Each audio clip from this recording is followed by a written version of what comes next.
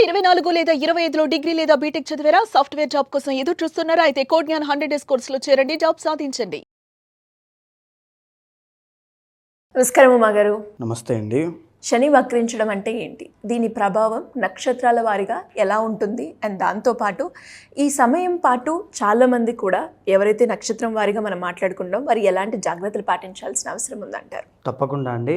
శని వక్రించడము మేజర్గా ఏమిటంటే శని వక్రించడము అంటే రివర్స్ మోషన్లో ఆ గ్రహము వెళ్తోంది అని ఒక అర్థంగా మనం భావిస్తూ ఉంటాం.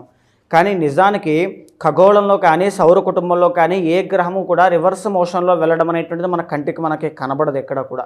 మరి ఏంటి వక్రము అని అంటే ఎప్పుడైతే గ్రహాలు తమ తమ కక్షల్లో ప్రయాణం చేస్తూ ఉంటాయో ముందు వెనుక ఉన్నటువంటి గ్రహాల యొక్క ప్రయాణం అనేటువంటిది వాటి యొక్క గమన శక్తి భిన్నమైన మార్పులకు గురైనప్పుడు వెనకాల ఉండేటువంటి గ్రహము కాస్త స్లోగా మూవ్ అవ్వడం లాంటి ఈ మార్పుల వల్ల దాన్ని వక్రించడము అనేటువంటి దానిగా మనం చూస్తూ ఉంటాం. నిజానికి ఈ వక్రము అనేటువంటిది ఒక భ్రాంతి మాత్రమే. అయితే ఈ శని అనేటువంటి ఆయన జనరల్లీ ఎలాంటి వాళ్ళు అంటే మనందరికీ తెలిసిందే, ఒక నిబద్ధత, తర్వాత ఒక క్రమశిక్షణ, తర్వాత ఒక కర్తవ్యము, ఒక బాధ్యత, ఒక డెడికేషన్, డిటర్మినేషన్, ఇలాంటివన్నీ డిసిప్లిన్, ఇవన్నీ కూడా కలగలిసినటువంటి ప్లానెటే శనిగ్రహము. నిజానికి మనం శని అనేటువంటి ఆయన్ని ఏలినాటి శని వచ్చినప్పుడు అప్పుడు చాలాసార్లు సందర్భాల్లో తిట్టుకుంటూ ఉంటారు. అది చాలా తప్పండి. శని కనుక యోగించారు అంటే వాళ్ళ లైఫ్ అనేటువంటిది ఎక్కడికో వెళ్ళిపోతుంది. ఎవరి సహాయ సహకారములు కూడా అవసరం లేకుండా వాళ్ళంతటా వాళ్ళే నిలబడగలిగేటువంటి కెపాసిటీ ఉన్న వాళ్ళగా వాళ్ళు ఎదగగలుగుతారు. అది శని అంటే. సో మేజర్గా ఇప్పుడు శని అనేటువంటి ఆయన మందగమనుడుగా శాస్త్రం చెబుతోందండి. అంటే స్లో మూవింగ్ ప్లానెట్ అనమాట. రిజల్ట్స్ కూడా అలాగే స్లోగా, పనులన్నీ స్లోగా వెళ్తూ ఉంటాయి, డబ్బులు స్లోగా వస్తుంటాయి, ప్రమోషన్ స్లోగా వస్తుంది, పెళ్లి స్లోగా అవుతుంది. కానీ ఎప్పుడైతే వక్రిస్తారో భిన్నమైన మార్పులకి కలిగి ఫాస్ట్ రిజల్ట్స్ అనేటువంటి వస్తాయి, ఇమీడియట్ యాక్షన్స్ ఉంటాయి ప్రతి దాంట్లోనూ. అది మంచైనా చెడైనా ట్రాన్స్ఫర్లు ఫాస్ట్గా అయిపోతాయి, ఉద్యోగం ఫాస్ట్గా వచ్చేస్తుంది, పెళ్లి ఫాస్ట్గా అయిపోతుంది, ఉద్యోగం ప్రతి దాంట్లోనూ కూడా ఇమీడియట్ యాక్షన్స్ వచ్చేటువంటిది శని వక్రించినప్పుడు. అది గోచారంలో అయినా పర్సనల్ చాట్లో అయినా. సో ఇక్కడ జరిగినటువంటి మార్చి 30వ తారీఖు దగ్గర అండి శని ఎప్పుడైతే మీనరాశిలోకి ఎంటర్ అయ్యారో అప్పటి వరకు ఏలినాటి శనిలో ఉండేటువంటి మకర రాశి వాళ్ళకి ఏలినాటి శని విడిపోయింది. కుంభ, తర్వాత మీన, తర్వాత మేషరాశుల వాళ్ళకి ఏలినాటి శని అనేటువంటిది ఇప్పుడు ప్రజెంట్ నడుస్తోంది.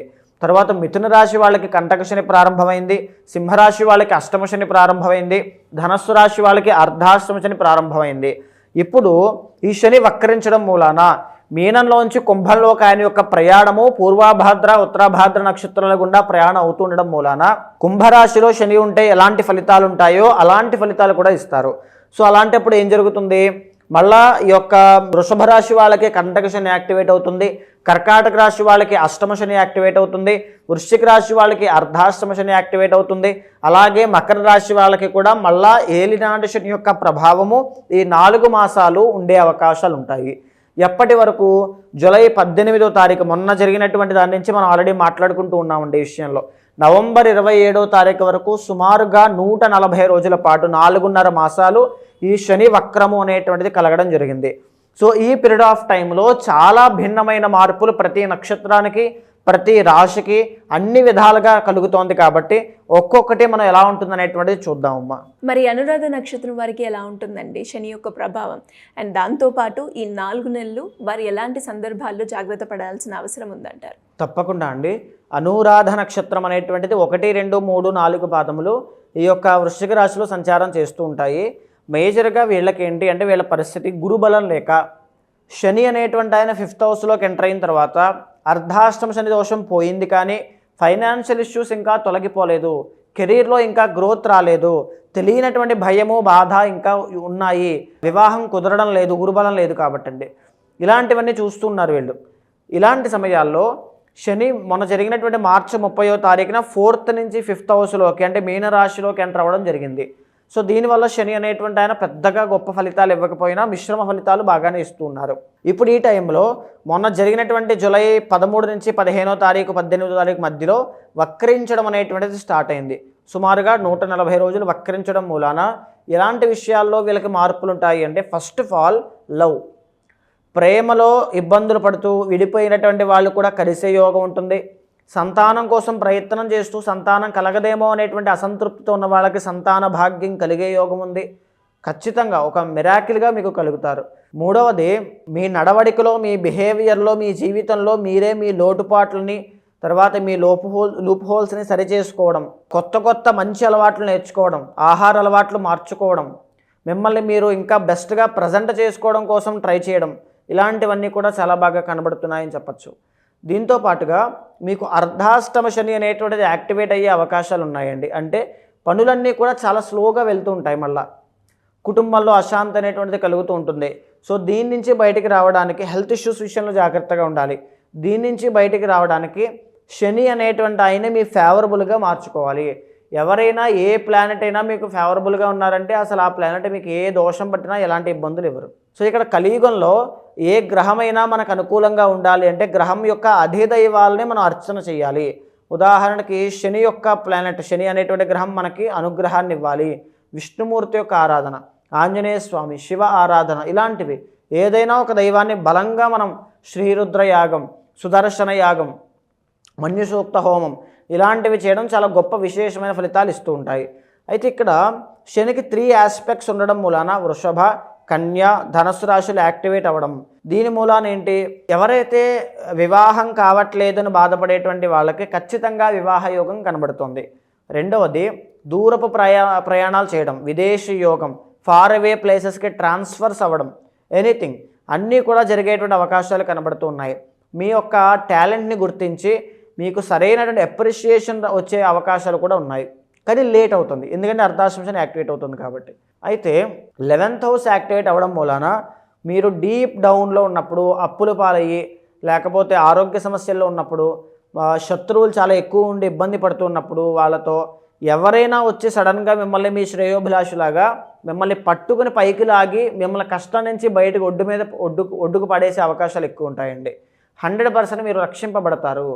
చాలా బాగుంటుంది. మంచి పలుకుబడి ఉన్నటువంటి వ్యక్తులతో పరిచయాలు పెరిగే అవకాశం ఉంటుంది. మీ ఫ్రెండ్స్ కానీ, మీ సొసైటీ సర్కిల్, సోషల్ సర్కిల్ కానీ మిమ్మల్ని కాపాడుతారు. బాగుంది.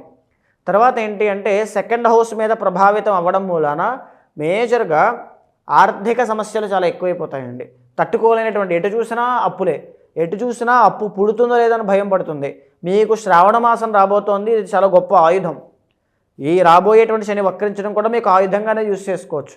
ఈ రోజుల్లో మీ జాతకంలో ఉండేటువంటి పరిహారాలు చేయడం అనేటువంటిది చాలా గొప్ప ఫలితాలు ఉంటాయి. ఆర్థిక సమస్యలన్నింటి నుంచి బయటకు వస్తారు ఈజీగా.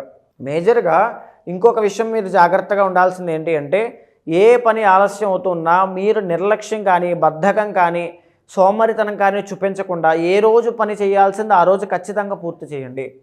మీ పర్సనల్ చార్ట్లో శని అనేటువంటి ఆయన ఎంతవరకు బలంగా ఉన్నారో చెక్ చేసుకోండి. శని కనుక మీకు బలంగా ఉన్నారంటే అసలు ఎక్స్ట్రాడనరీగా ఉంటారు. ఇక్కడ పట్టినటువంటి దోషాలు కానీ, ఇబ్బందులు కానీ మిమ్మల్ని ఏమీ చేయలేవు. చాలా చాలా బాగుంటుంది. శని అక్కడ బలంగా లేకపోతే, ఇక్కడ గురుబలం లేకపోవడం, అక్కడ శని బలం లేకపోవడం, ఈ వక్రించడం, ప్రతిదీ కూడా తెలియనటువంటి ఒక ఇక్కడ దాకా మునిగిపోయినటువంటి ఫీలింగ్ కలిగే అవకాశాలు ఉంటాయి. అంటే అది అనుభవిస్తున్నటువంటి అనురాధ నక్షత్రం వాళ్ళకి బాగా తెలుసు, గురుబలం లేదు కాబట్టి. సో శివ ఆరాధన ఎక్కువగా చేయండి. ఎవ్రీ సాటర్డే హనుమాన్ చాలీసా పారాయణ చేయండి. ఎవ్రీ మండే ఒక 4గురికో 5గురికో శక్తి లేకపోతే ఒక్కరికైనా అన్నదానం చేయండి. గోసేవ చేయండి. గురుబలం పెరగడానికి శనగలు దానంగా ఇవ్వండి. కుక్కలకి సేవ చేయండి. కుక్కలకు ఆహారం పెట్టండి.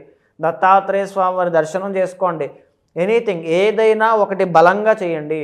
శ్రీరుద్ర యాగం, ఇలాంటివన్నీ కూడా అద్భుతమైన ఫలితాలుగా మీకు కనబడతాయి. మరి మీరు అన్నట్టుగానే ఇంకా ఎవరికైనా కూడా శని వక్రించడం వల్ల కావచ్చు, లేదంటే ఇంకా ఇతర సమస్యతోటి ఎవరైనా కూడా ఎదుర్కొన్నప్పుడు ఆస్ట్రాలజీ పరంగా రెమెడీ చేయించుకోవాలి అన్న వాళ్ళు ఎవరైనా కూడా మిమ్మల్ని అప్రోచ్ అవ్వాలి అంటే ఎలా ఉంటుంది? తప్పకుండా అమ్మ.